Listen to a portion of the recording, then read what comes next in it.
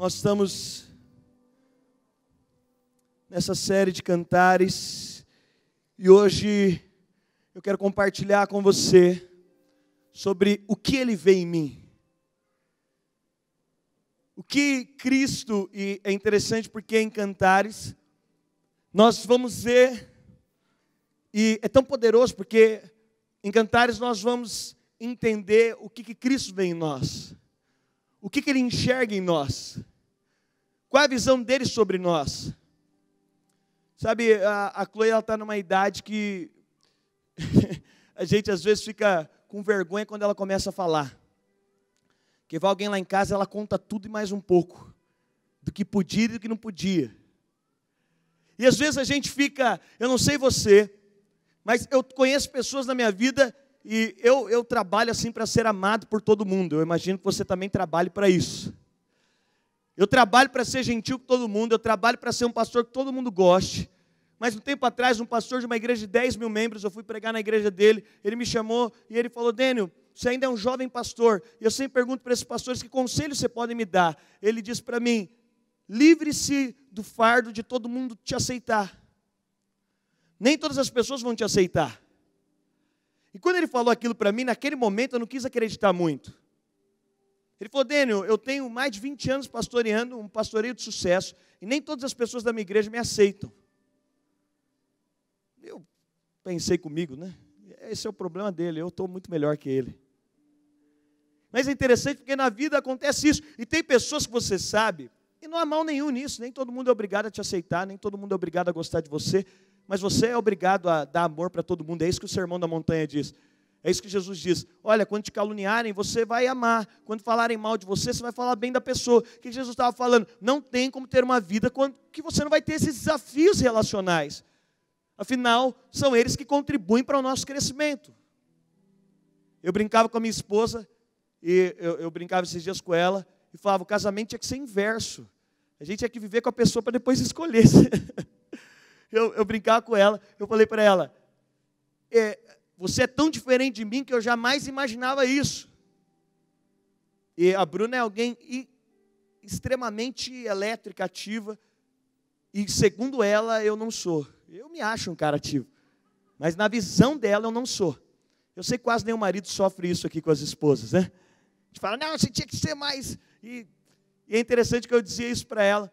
Eu brincava com ela, ainda que eu falei para ela, aquela música de 100 bilhões de vezes mais, é uma música nova, gospel aí, que diz que Ele nos escolheria 100 bilhões de vezes. É 100 bilhões mesmo? É 100, né? Eu falei para ela: eu te escolheria 100 bilhões de vezes se eu pudesse. Mas sabe o que é interessante? É que algumas pessoas na nossa vida, a gente às vezes sabe o que ela pensa sobre nós, mas nós nunca vamos ter coragem de perguntar para elas o que elas pensam sobre nós.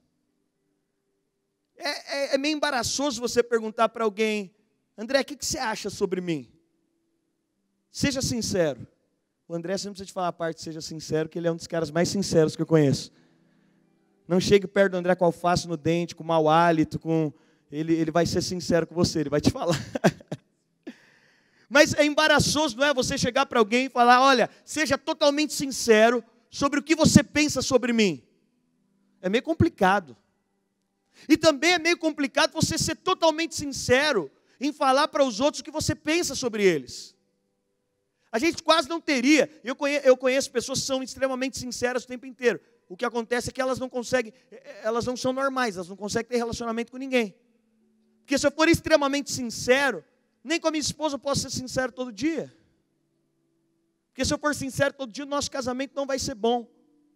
E ela também não pode ser sincera. Aqui eu não estou falando de você mascarar alguma coisa, de você maquiar alguma coisa, de você ser falso. Eu estou falando que nos relacionamentos humanos, você não tem essa necessidade o tempo inteiro. E tem pessoas no nosso relacionamento, e talvez seja uma pergunta que a gente quase nunca faça para as pessoas. Uma esposa sentar na frente do marido e falar: amor, seja sincero. Como você me vê como esposa? Essas avaliações são complexas, mas quando nós olhamos para a Bíblia em Cantares, e hoje nós vamos falar sobre o que Ele vê em mim, no relacionamento com Jesus, Ele enquanto noivo, Ele é sincero o tempo inteiro naquilo que Ele enxerga em nós. Ele usa de sinceridade o tempo todo sobre aquilo que Ele enxerga em nós.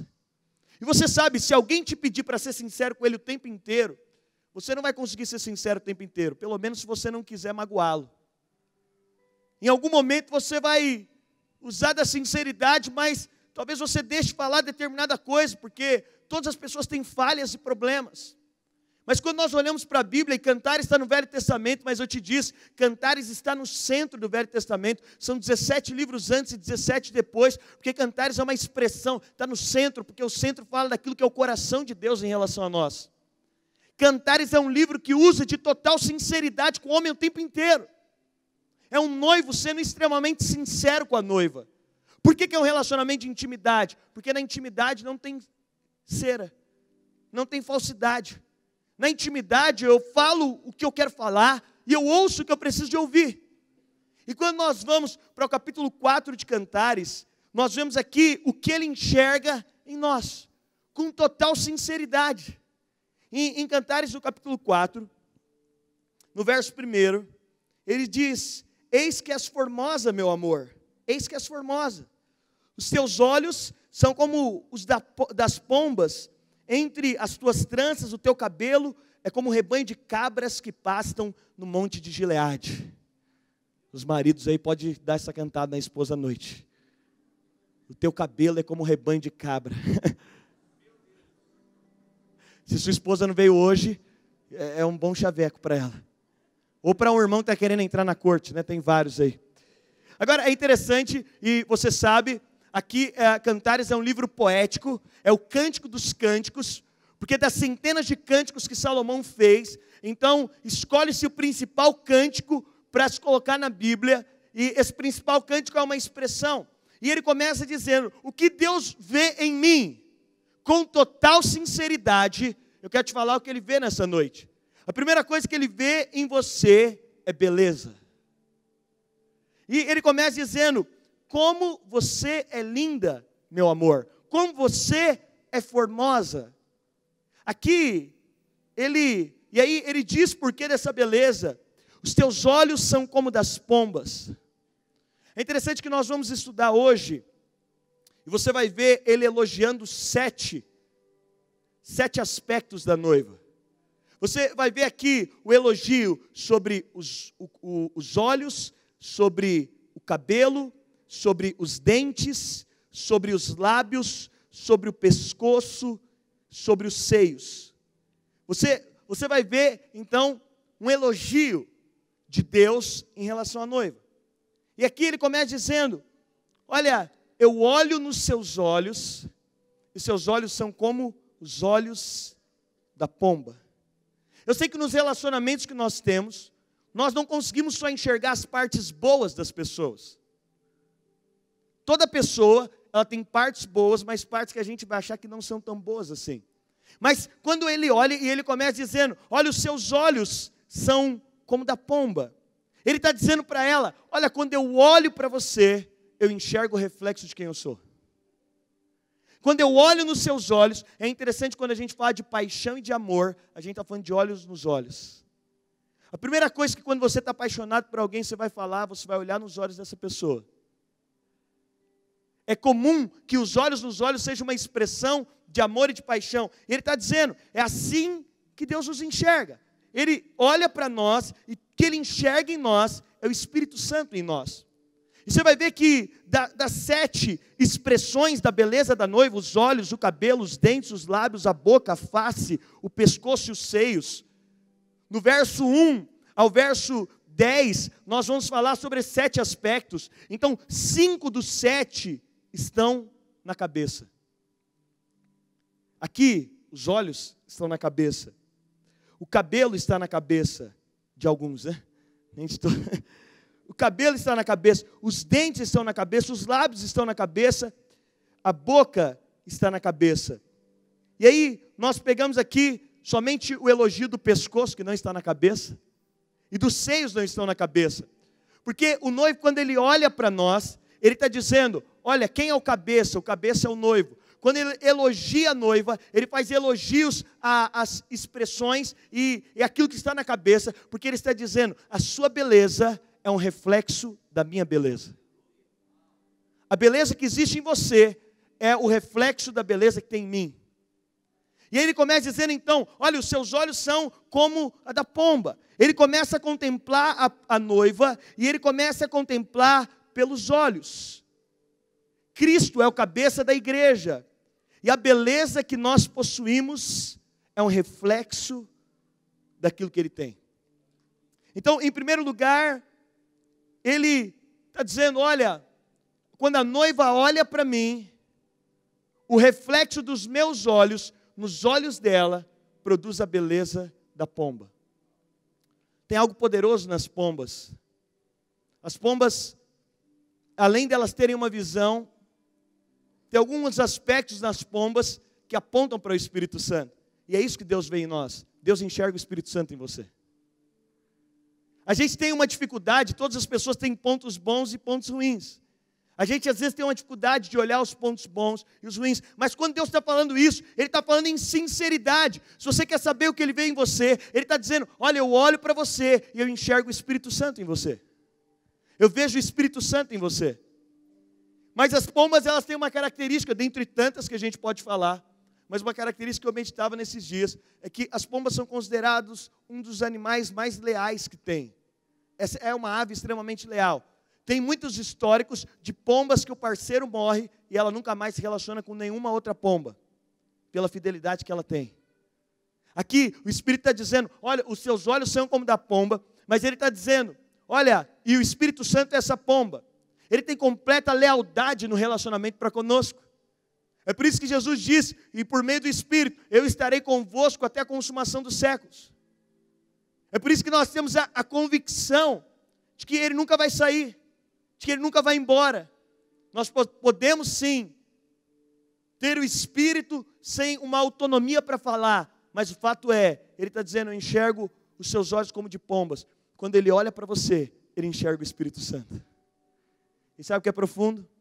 Há um relacionamento de completa intimidade e de amor entre Pai, Filho e Espírito.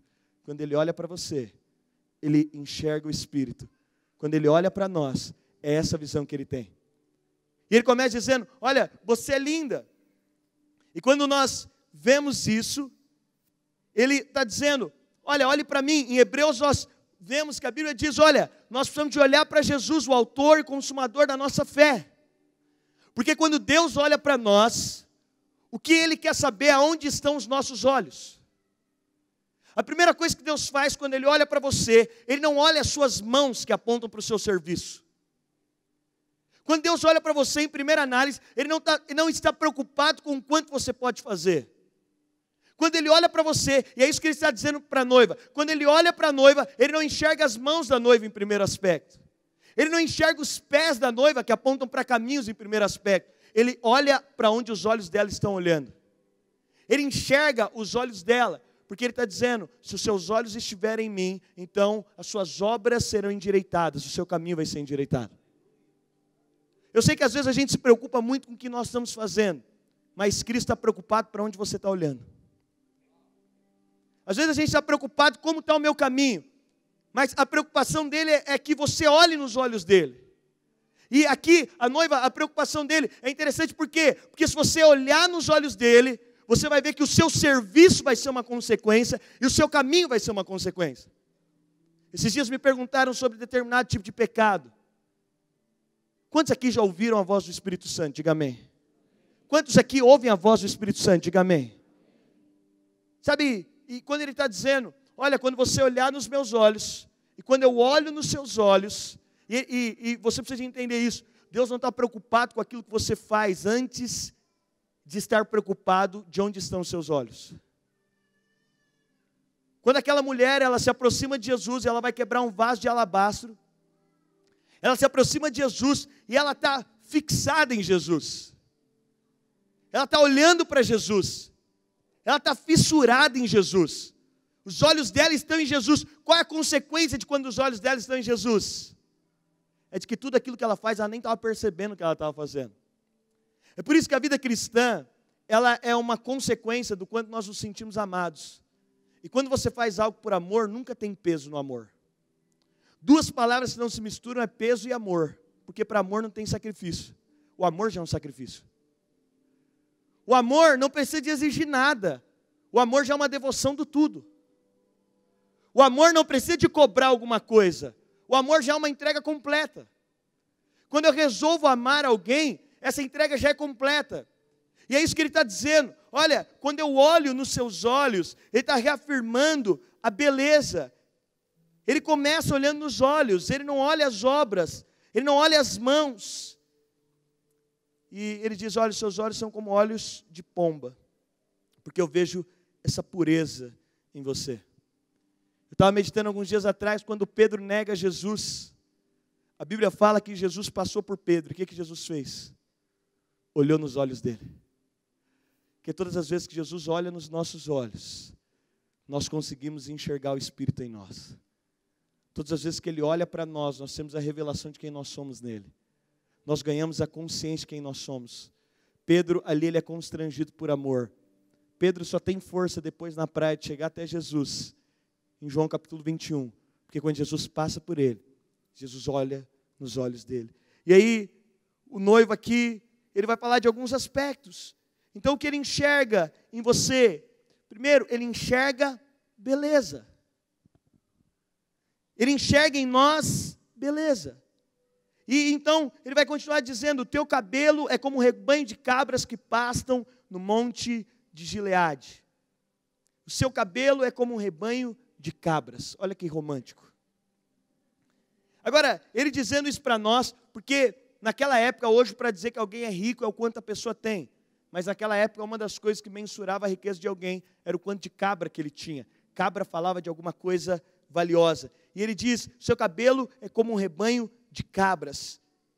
E a primeira coisa que ele vê em nós é a beleza. Mas a segunda coisa que Deus vê em nós é maturidade. Ele olha para nós e ele enxerga a maturidade em nós. Porque os montes de Gileade, havia um bálsamo de Gileade. E esse bálsamo aponta para a unção. Ele está dizendo, eu vejo unção e valor em você. Quando ele está elogiando o cabelo dela, aqui para nós está apontando para ele dizer, eu vejo unção e eu vejo valor naquilo que você faz. Quantos creem que tem uma unção sobre você? Ele olha para você e quando ele olha para você, primeiro ele vê a sua beleza. Ele olha para nós e ele diz, como você é formoso. Isso ele não diz para pastores simplesmente, isso ele não diz para alguns irmãos, não. Todas as vezes que você entrar num lugar de intimidade, você vai ver ele dizendo isso para você. O que ele vê em você é beleza. Mas depois ele está dizendo, olha, eu vejo maturidade em você. E quando ele olha para nós, ele nos enxerga maduros. O olhar de Deus em relação a nós, e você pode ter certeza, muitos irmãos sempre falam, pastor, falaram para mim liderar alguém, eu estou inseguro com isso. Se você for orar, você vai ouvir Deus dizendo, você é maduro o suficiente para cuidar de alguém. Você vai ver que alguns desafios da vida cristã, você vai se sentir inseguro. Mas quando você vai para o lugar de intimidade, esse elogio aos cabelos também, todo nenê quando nasce, ele nasce sem cabelo, e o cabelo vai crescendo de uma maneira muito fraca inicialmente. Quando ele faz o elogio do cabelo, ele está dizendo, eu vejo maturidade em você. Isso é expressão de alguém que é maduro. Quando ele olha para nós, a visão de Deus em relação a você, é uma visão que ele enxerga a maturidade. Esses dias eu conversava com um pai de adolescente, e eu dizia para ele, olha, todas as vezes que seu filho quiser sair, na idade que ele está, já fica muito complexo proibir. Mas todas as vezes que ele for sair, olhe para ele e fale, eu confio na sua maturidade. Eu confio que você é diferente dos seus amigos. Eu confio que tem algo em você diferente. Eu confio que tem uma maturidade diferente em você. Você entende como é completamente diferente? Quando o Espírito olha para nós, e nós vamos compartilhar os nossos sonhos, ele compartilha os sonhos dele conosco, ele diz, olha, eu olho para você e eu vejo maturidade em você. Eu olho para você e eu vejo valor em você. E ele continua então, depois de enxergar a beleza dela, e depois de enxergar a maturidade, ele agora diz para ela, os teus dentes são como o rebanho das ovelhas tosquiadas, que sobem do lavadouro, e das quais todas produzem gêmeos, e nenhuma há estéril entre elas. Você precisa entender que Salomão aqui, ele está fazendo poeticamente uma expressão entre o noivo e a noiva, e isso poeticamente ele está aplicando as figuras de linguagem com aquilo que ele tem de contexto da época. E agora ele vai dizer para ela, olha, os seus dentes são como o rebanho das ovelhas. E aqui a primeira coisa, no nosso relacionamento com Ele, o que Deus vê em nós. Porque Cantares capítulo 4 é Ele falando o que Ele vê da noiva. Capítulo 5, se você for ler, é a noiva agora, ela não abre a porta para o noivo. Agora você fala, pastor, essa noiva é demais. Pastor, essa noiva aqui, que ele está dizendo é, uau, é um crente super maduro. Essa noiva está num processo. E no capítulo 5, ela não abre a porta para o noivo, por indolência, por negligência. Mas no capítulo 6, se você pegar os primeiros versos do capítulo 6, você vai ver novamente o noivo fazendo os mesmos elogios a ela. Mas peraí, capítulo 4 ele elogia. Talvez você pense, não, ele elogia porque essa noiva é demais. Ele elogia porque, olha, ela está num propósito de consagração. Aí no capítulo 5 você vai enxergar que não é tão assim. E no capítulo 6 você vai ver ele reafirmando tudo aquilo que ele vai falar agora no capítulo 4. Se você ler os primeiros versos, você vai ver que os versos são muito semelhantes. Porque ele está dizendo, o meu amor por você não tem a ver com o seu amor por mim, mas a minha disposição de te amar integralmente. De te constranger com amor integral. E ele vai falar para ela então, agora, os teus dentes são como o rebanho das ovelhas tosquiadas. Aqui, ele está falando sobre a pureza dela. Na Nova Zelândia, em lugares que tem muitas ovelhas, tempo atrás eu vi alguém falando que os pastores, quando vão tosquiar as ovelhas, eles precisam de colocar um óculos escuro. Porque a ovelha fica tão branca quando ela é tosquiada. E daí vem até aquela canção, alvo mais que a neve, sim, por esse sangue.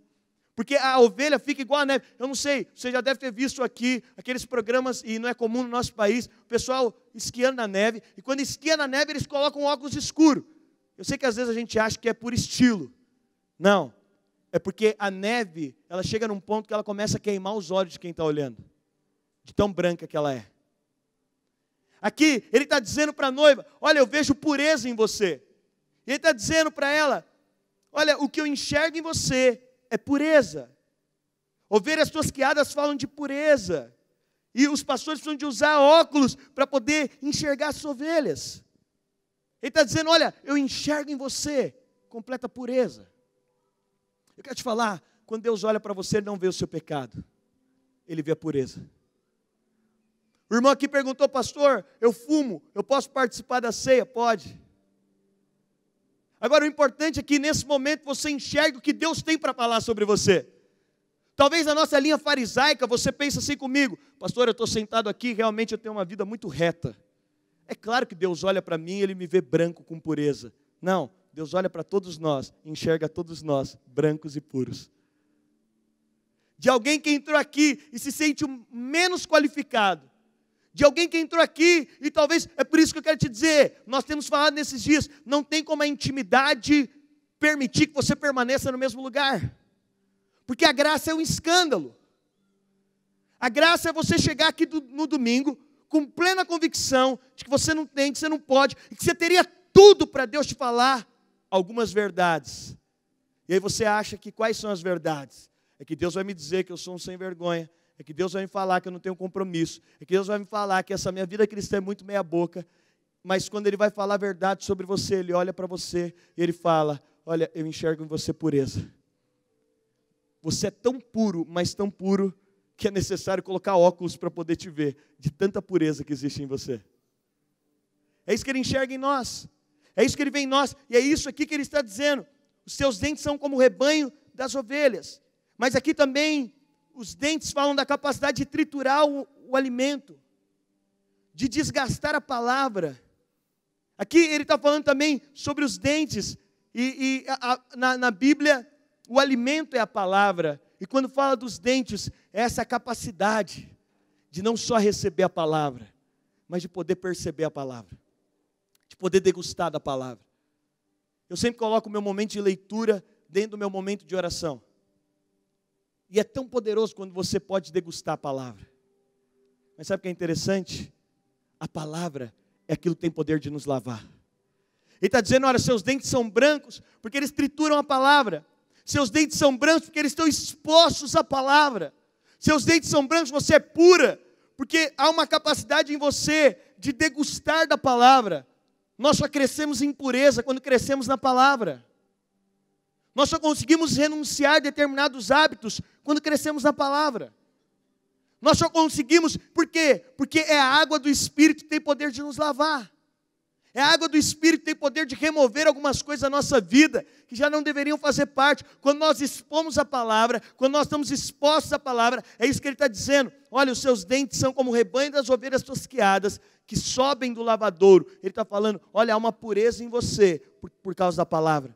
Que nos lava é a palavra.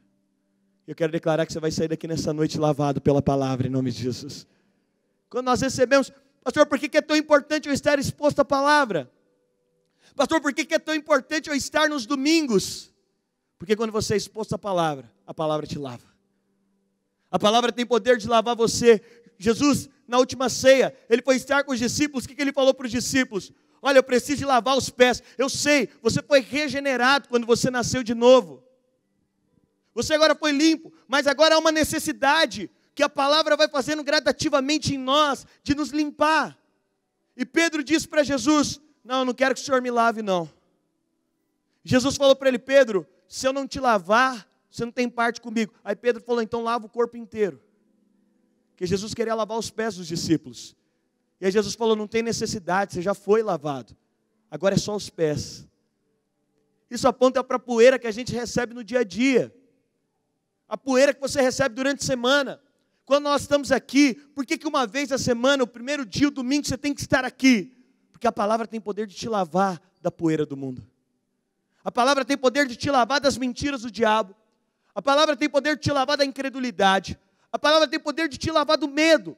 Por isso nós temos insistido enquanto igreja, que quanto mais reverentes nós formos, mais limpos nós seremos. Quantos creem no poder da palavra para te lavar? Ele está dizendo para a noiva, eu olho para você, e há poder na palavra, para que você seja limpo. Começamos semana passada os nossos cursos de maturidade. Pastor, por que eu devo fazer um curso? Porque a palavra tem poder de nos lavar. Porque a palavra, e aqui é interessante porque existem alguns animais que ruminam. Eles comem um alimento, depois eles ruminam daquele alimento. E a palavra é para ser ruminada. Nós recebemos da palavra, mas nós temos que ruminar essa palavra. Quando nós estamos aqui expostos, eu quero te falar, a palavra de Deus é algo mais poderoso que tem. Independe de quem prega, se é branco, negro, se é azul, rosa, se você gosta ou não. A partir do momento que nós, então, recebemos da palavra com fé, essa palavra tem poder de mudar quem somos, de transformar quem somos, de mudar as nossas verdades. Nós começamos os cursos, eu sempre falo, e ainda dá tempo de você se inscrever hoje. Nós não queremos só uma igreja grande em quantidade. Eu tenho certeza, Deus tem nos levantado, eu tenho certeza, as esferas são muito maiores que aquilo que nós imaginamos. De salvação, de transformação, mas nós não queremos uma igreja numérica simplesmente. Nós não queremos uma igreja lotada de pessoas, nós não queremos fazer 1, 2, 10, 15 reuniões de pessoas que são vazias, superficiais. Não, nós queremos estar expostos à palavra, para que a palavra produza crescimento em nós. Para que a palavra promova em nós, só a palavra pode fazer isso. Ele está dizendo, olha, por conta da palavra, e aqui eu quero fazer um apelo a você. A palavra do culto de domingo, ela tem que ser ruminada lá na cela. Você tem que pegar isso aqui, levar para sua casa, depois abrir lá em Cantares. Se você não leu Cantares ainda, é um livro tão curtinho. Você precisa de ruminar isso, porque a palavra, ela vai trazer limpeza em tudo que você é. A palavra é o detox da alma. E está na moda de tanta gente fazer detox da alma, se livre da ansiedade. Eu reconheço os profissionais que têm sido levantados na nossa era. Mas quero dizer para você, não tem nada mais poderoso quando você se expõe à palavra. E é isso que ele está dizendo para ela. Olha, a pureza que você tem, vem por conta da palavra. E ele continua elogiando. O que ele vê nela? Então, depois de ver pureza, ele diz, os teus lábios são como um fio de escarlate, o teu falar é agradável. A tua fronte é qual um pedaço de romã entre os teus cabelos. Então, primeiro ele vê beleza, depois ele vê maturidade. Terceiro aspecto, ele vê pureza, mas agora ele olha para ela e ele diz, olha, os seus lábios são como um fio de escarlate. O fio de escarlate aponta para a vida. Raabe, você conhece a história. Quando o povo de Deus foi conquistar Canaã, Então foi conquistar Jericó, tinha uma prostituta chamada Raabe, e ela abre a porta para os espias. Essa mulher depois vai participar da genealogia de Jesus, e eles dizem, olha, para que você permaneça viva, quando nós formos destruir a cidade, você coloca um fio de escarlate para fora, e isso vai ser salvação para você. Eu estava vendo que os arqueólogos acharam um tempo atrás, porque a muralha, ela dava para passar um carro, e ela caiu no grito. E aí eles dizem que encontraram encontraram o local que seria a muralha, e só uma parte está intacta, não caiu. E tem uma janela nessa parte. Muito provavelmente é a janela que Raabe joga o fio de escarlate, porque o fio de escarlate, ele era vermelho carmesim, aponta para o sangue de Cristo. Ele diz, na sua boca flui vida. Ele diz, nos seus lábios, os seus lábios são como um fio de escarlate, o teu falar é agradável. Em toda a Bíblia, nós vemos que o fio de escarlate aponta para essa graça, e ele está dizendo, de você flui graça. Quando você abre a boca, flui graça. Nos lugares que você está, flui graça. É isso que ele está dizendo, olha, eu vejo em você, que aonde você está, tem um fio de escarlate, aonde você está, primeiro aspecto, tem salvação. Na sua casa tem um fio de escarlate, eu quero profetizar sobre você. E ainda que toda uma muralha caia, a sua casa vai ser preservada. Ele está dizendo, olha, tem esse fio de escarlate, você carrega essa marca de salvação. Isso, nós temos falado isso, estava numa reunião pela manhã com os nossos voluntários. Nós não queremos ser uma igreja que obriga as pessoas a virem aqui. Nós não queremos ser uma igreja que força alguém a vir aqui. Não, nós somos a igreja da atração, amém? Nós somos uma igreja, nós particularmente, nós somos uma igreja que tem um fio de escarlate, tem um fio de graça sobre nós. E quando as pessoas olham para nós, elas são atraídas por aquilo que nós somos. Mas ele está dizendo, da sua boca flui graça. Sabe, ele está falando sobre os lábios, e ele está dizendo, olha, da sua boca é possível ver, flui graça. Eu quero te falar, tem muitas coisas no reino do Espírito preparadas para você, que você ainda só não vive porque a sua boca ainda não declarou. Em toda a nova aliança nós vemos o poder da confissão. E é interessante, sabe por que tem poder na sua confissão? Porque tem um fio de escarlate na sua boca. Porque os seus lábios são de escarlate. Sobre os seus lábios há um poder do sangue. Quando você abre a sua boca, graça flui e é liberada. É isso que ele está dizendo sobre ela. E quando nós estamos nos lugares, esse precisa ser o nosso estilo de vida. De quem tem um fio de escarlate na boca. Eu estava assistindo um filme esses dias, e é tão gostoso quando a gente vê história de grandes empreendedores. Mas é interessante, tem um poder sobre nós, tem um fio de escarlate sobre você, que você pode confessar coisas, você pode declarar verdades e elas vão acontecer. Pastor Reinhard, nós estivemos juntos, inclusive, no próximo ano, a agenda dele, para os próximos 2 anos, não tem agenda. E eu insisti com ele que ele deveria vir na nossa igreja. E esse pastor é um pastor austríaco, um cara muito de Deus. E ele mandou uma mensagem uns dias atrás, falou, Daniel, eu só preciso de resolver algumas coisas, mas o ano que vem eu vou na sua igreja, com certeza, passar uma semana com vocês. E ele me dizia, Daniel, uma das reuniões mais difíceis que eu já fui, eu fui chamado para pregar numa igreja nos Estados Unidos, uma igreja com mais de 2.000 membros, um pastor com mais de 20 anos titular naquela igreja. E quando eu estava na semana de ir, o co-pastor me ligou e falou, Reinhard, aconteceu uma coisa grave aqui. O pastor foi pego num caso de homossexualismo com um jovem da igreja. Mas nós queremos que você venha. Não deixe de vir. Ele falou, eu fui para lá sem saber o que eu deveria fazer. Mas é interessante, a Bíblia fala, tem um fio de escarlate sobre nós. Da nossa boca flui esse fio de escarlate. Nós temos a capacidade de falar para as pessoas algo que elas nunca ouviram de ninguém. Nós temos a capacidade de ser graciosos com as pessoas, algo que elas nunca encontraram em nenhum outro lugar. Eu gosto do discipulado bíblico, porque o discipulado bíblico afirma em nós algo que ninguém fala sobre nós. O discipulado bíblico é alguém na figura de Cristo na nossa vida, para declarar verdades e valores sobre nós, que nós não enxergamos. E aí o Reinhard falou que foi na reunião, e falou, o que eu vou falar nessa reunião? E aí abriu a reunião com o pastor fazendo a confissão, o pastor, um homem de Deus, teve um deslize, o pastor fez a confissão, ele seria afastado, já estava definido, e aí ele faz a confissão, e aí o Reinhard vem na sequência, desculpa, ele veio antes, ele seria antes, ele falou, eu quero confessar aqui o maior pecado da minha vida. Ele sabia que o pastor ia confessar depois, estava no cronograma e falou, quero confessar o maior pecado da minha vida. E aí todo mundo, o cara vem aqui convidado, falou, eu preciso confessar um pecado para vocês. Eu preciso me abrir, e eu sinto que tem que ser hoje, é o maior pecado da minha vida.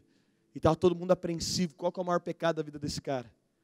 Ele falou, o maior pecado da minha vida é a justiça própria. É quando eu acho que eu sou melhor que alguém. É quando eu acho que eu sou superior a alguém. É quando eu olho para o pecado do outro e me escandalizo com o pecado do outro.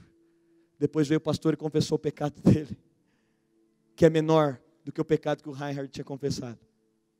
Quando a gente fala de ter o fio de escarlate, é um fio de graça na nossa boca para olhar para o outro e sempre ter graça. Esse fio de escarlate fala que o que flui de nós, dos nossos lábios, sempre é uma palavra graciosa em relação às pessoas. Sempre é uma visão graciosa em relação ao outro. Ao pastor que caiu da mídia, ao irmão que pisou na bola com você, a pessoa que não está conseguindo vencer na área da prostituição ou da pornografia, aquele irmão que desviou porque ele não consegue permanecer. Quando nós temos o fio de escarlate, nós sabemos, tem essa marca do sangue sobre mim, e eu posso fazer com que isso atinja o meu irmão. Porque olhar para ele e condenar ele não resolve. Se alguém se desviou do nosso meio, nós precisamos ter um fio de escarlate. Porque o poder atrativo que existe no sangue de Jesus é muito mais poderoso do que o poder da condenação que nós podemos imprimir sobre as pessoas. Mas ele continua dizendo aqui, para nós encerrarmos, então ele fala, eu vejo essa vida em você.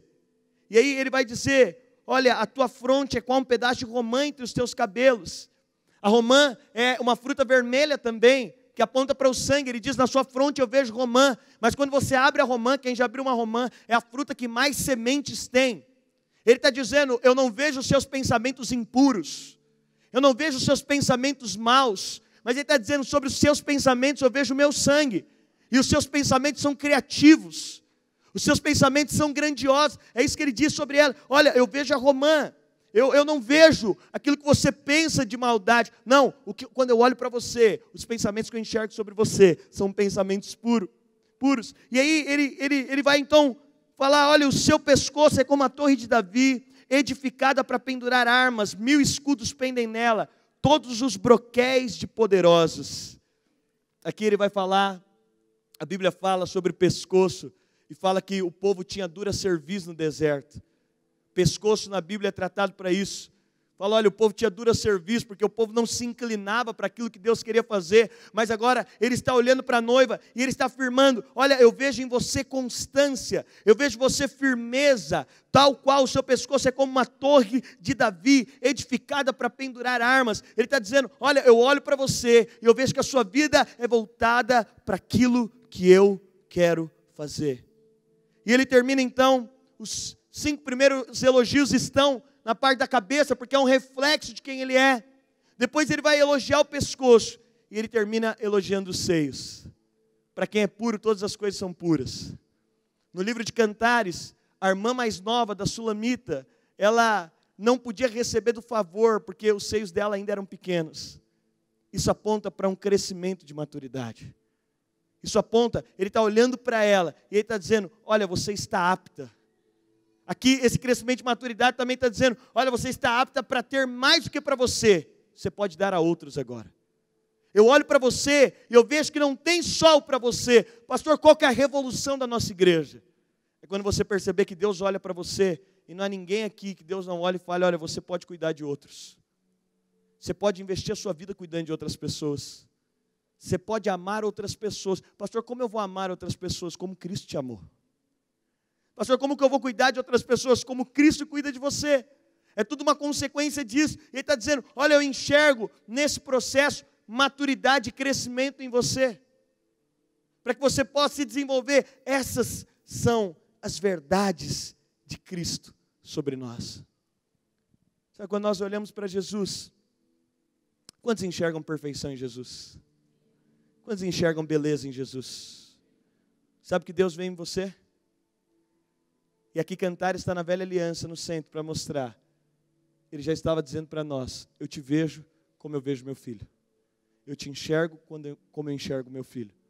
A minha visão em relação a você é a mesma visão que eu tenho em relação ao meu filho. E Jesus, como esse noivo apaixonado, eu quero terminar com você lá em Êxodo, se a banda quiser subir, lá em Êxodo capítulo 21. no verso 1 ao verso 6. Esses são os estatutos que lhes porás. Se comprares um servo hebreu, 6 anos servirá, mas ao 7º ano sairá livre, de graça. Se entrou só com o seu corpo sairá. Se ele era homem casado, sua mulher sairá com ele. Se o seu senhor lhe houver dado uma mulher, e ela houver dado filhos ou filhas, a mulher e seus filhos serão de seu senhor, e ele sairá sozinho. Mas se aquele servo expressamente disser, eu amo a meu senhor e a minha mulher e aos meus filhos, não quero sair livre, então o seu senhor o levará aos juízes, e o fará chegar à porta ou ao umbral da porta, e o seu senhor lhe furará a orelha com uma sovela, e ele o servirá para sempre. Aqui em Êxodo, no capítulo 21, a Bíblia está falando e Deus está estabelecendo a velha aliança, quais seriam os estatutos para um escravo. E está dizendo, olha, um escravo, ele vai servir por 6 anos. No 7º ano ele vai ser livre de graça. Se ele entrou casado, ele sai com a esposa. Mas se ele entrou solteiro e se casou depois, a sua esposa é propriedade do seu senhor. Ele então sairá sozinho. Seus filhos e a sua esposa permanecerão. Se contudo, ele disser, eu amo o meu senhor, a minha esposa e os meus filhos, lhe será furada a orelha e ele será escravo para sempre. Agora quero que você caminhe comigo, porque é interessante, aqui a Bíblia está dizendo o seguinte, olha, esse escravo e muitos dos escravos, eles se casavam então, e você imagina que a esposa ficava numa grande expectativa, porque ele teria a chance no 7º ano de ir embora, deixar sua esposa e seus filhos para trás. Eu sei que nós falamos muito sobre isso, sobre o amor ao Senhor, mas a Bíblia está dizendo, não é só o amor ao Senhor, é o amor à esposa e aos filhos. Mas se ele amar muito a sua esposa, e a sua esposa já era escrava do seu Senhor, ele se casou depois, teve filhos com ela, no 7º ano ele pode definir ir embora sozinho, ou ele pode se submeter a ter a orelha furada, então ele será escravo para sempre do seu Senhor. Uma esposa certamente no 7º ano, ela ficava com muita expectativa sobre qual seria a escolha do seu marido. E no momento que o marido furava a orelha, ele não estava dando só um sinal com os furos de que ele amava o seu Senhor. Muitas vezes, na verdade eu penso, que o que mais atraía esse servo era sua esposa e seus filhos. E a sua esposa agora, quando olhava os furos, todos os dias, no meio da noite, quando ela olhava para o seu marido com um furo na orelha, ela podia pensar, ele não foi embora, ele ficou por causa de mim, por causa do amor dele por mim. Ele servia até determinado ponto, então ele estava livre. Agora, por causa da esposa, ele resolve ficar mais e ser escravo para sempre. Quando você abre a sua Bíblia, lá em Mateus capítulo 26, no verso 39, aconteceu isso com Jesus. Mateus capítulo 26, verso 39, a Bíblia diz, indo um pouco mais adiante, prostrou-se sobre o seu rosto, orando e dizendo, meu Pai, se é possível, passa de mim esse cálice, todavia não seja como eu quero, mas como tu queres. No Getsêmani, um escravo servia por 6 anos, então ele estava livre, ele tinha feito o que precisava ser feito. Jesus aqui no Getsêmani, ele tinha demonstrado o seu amor ao Pai, ele tinha expresso o seu amor. Jesus aqui, na oração do Getsêmani, ele tinha liberdade, ele ora aqui não porque ele tinha medo ou alguma coisa, mas Jesus tinha a liberdade de então ir para a cruz ou não. Mas é interessante, Jesus agora é como aquele escravo que poderia ser liberado no 7º ano, sem furos. Você está liberado, você cumpriu aquilo que você precisava ter feito. Jesus cumpre em parte a missão que apontava para o Senhor, mas agora ele vai para a cruz para ser furado, porque não só o amor ao Pai, mas o amor pela noiva. Quando o escravo era furado, a sua esposa podia olhar os furos e falar, por amor a mim, esses furos estão na orelha dele, porque ele escolheu permanecer comigo para sempre. O corpo de Jesus glorificado está perfeito. Sabe a única coisa que permanece? Os furos. Para que toda a eternidade a noiva possa olhar para os furos e dizer, Ele podia ter parado lá no Getsemane, ele podia ter dito não no Getsemane, mas ele resolveu ir até o final, pelo amor dele por mim. Ele resolveu ir até o fim, ele resolveu ser furado, porque ele me ama. Se você crê nesse amor e você é essa noiva, feche os seus olhos agora.